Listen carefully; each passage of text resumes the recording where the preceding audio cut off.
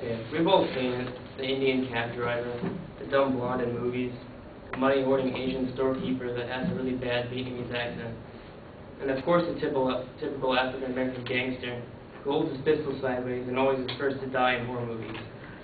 But these ethnic generalizations are false and don't apply to all of these ethnic communities. These examples of stereotyping that in the film industry, newscasters, television programs, and the radio all seek to promote in order to get laughs and ratings. This is why the proposition is the media causes stereotyping that is harmful and promotes inequality. Media stereotyping negatively affects men, women, minorities, gays and lesbians, and those with disabilities according to multiple sources from newspaper articles like USA Today, Los Angeles Times, and several online sites like Media Awareness Network.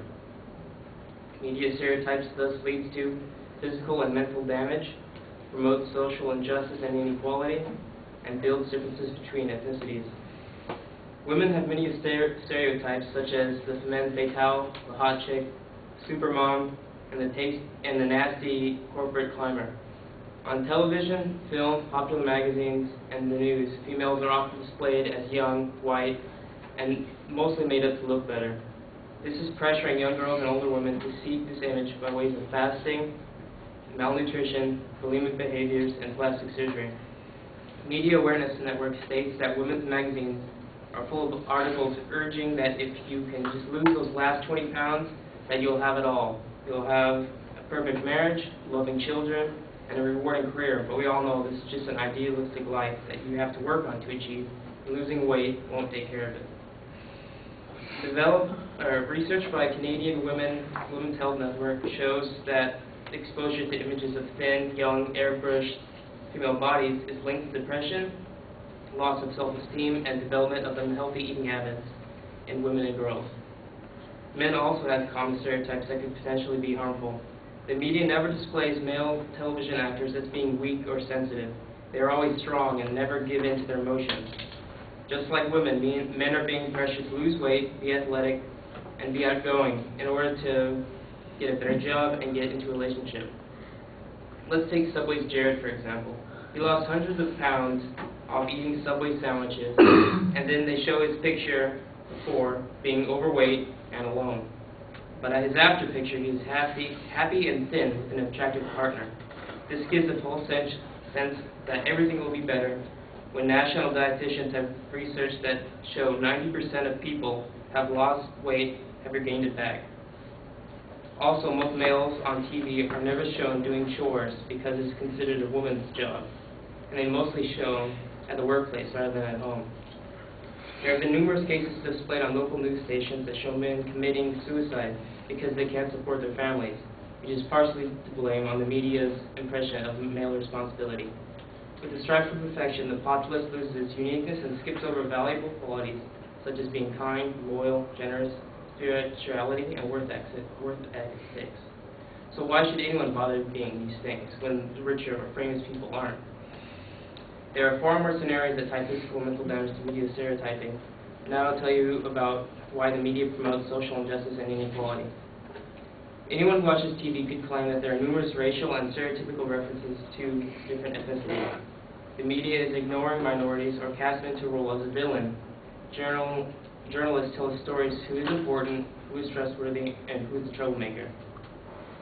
Also, the media switched focus on African Americans to whites.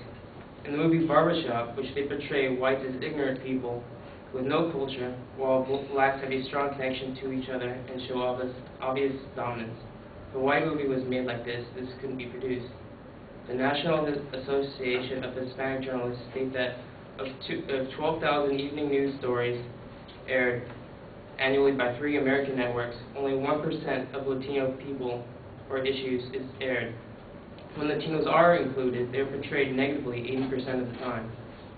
Broadcasted on the news, we often only see African American and Latinos as violent, committing crimes. Therefore, we all assume that African Americans and Latinos act violent, and it is reflected in the movies we watch. Stereotypes limit opportunity to different ethnicities and restrict your income due to your race instead of your work ethic. For instance, employers would rather hire an attractive hostess rather than a hard-working one because the attractive hostess symbolizes their establishment.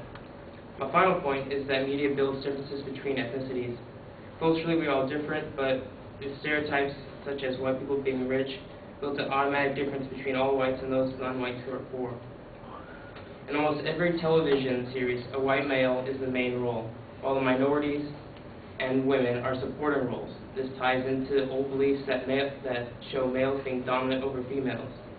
The USA organization Children Now conducted a study of video games that displayed 7 out of 10 Asian characters are fighters, 8 out of 10 African Americans are sport competitors, and nearly 9 out of 10 African American females were victims of violence, twice the rate of white females. This study further shows how media displays each ethnicity as being specialized to do certain things instead of every ethnicity being able to do equal things. Movies also show propaganda of stereotypes against certain ethnicities as being evil compared to others. In James Bond movies, for example, the villain is almost always Russian because of this ties into the original Soviet Union scare. But these stereotypes have continued into many other movies, such as Zoolander, where Mugatu has an evil assistant played by Mila Jovovich, which has nothing to do with Soviet Russia. It is clear how to see how the media is generating and maintaining stereotypes.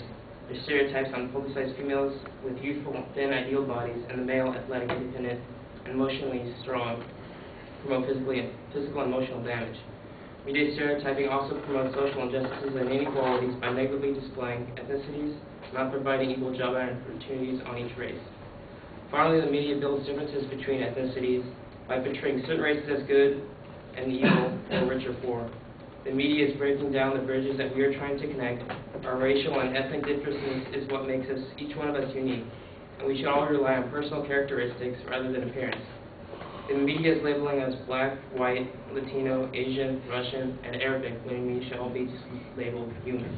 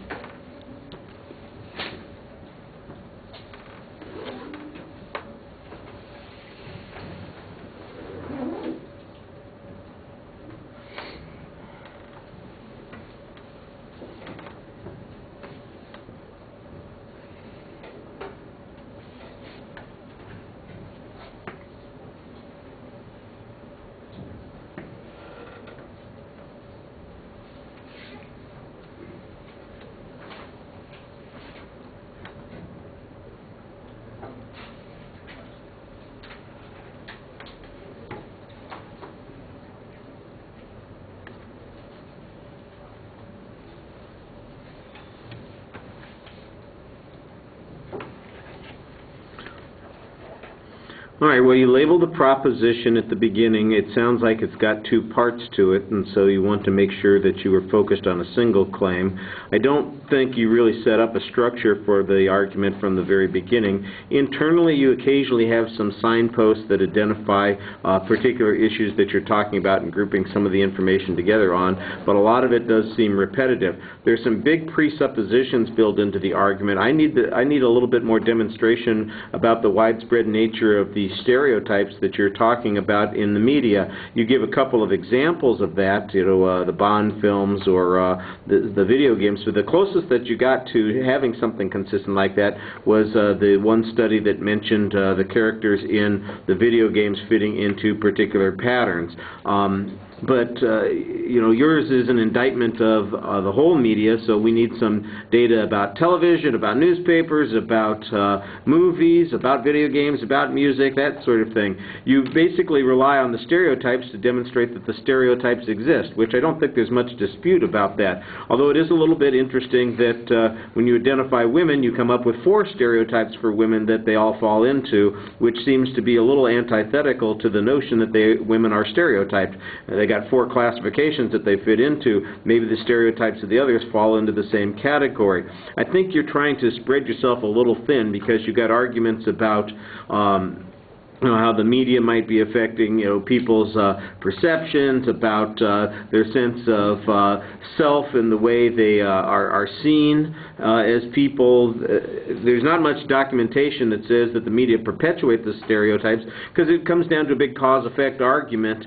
Basically, does the media perpetuate the stereotypes, or do the stereotypes in the media reflect what is in society? And you need to make the argument that says that it's the media that's doing this, and I'm not sure that you have enough evidence that points in that direction of causality. I do think that you do a little bit too much reading in the presentation, and you kind of get into this mode of speaking that just, it's not that you're rambling, but you are just continuously, you're plowing through it, and I think you need to slow down and explain ideas and concepts a little bit more often.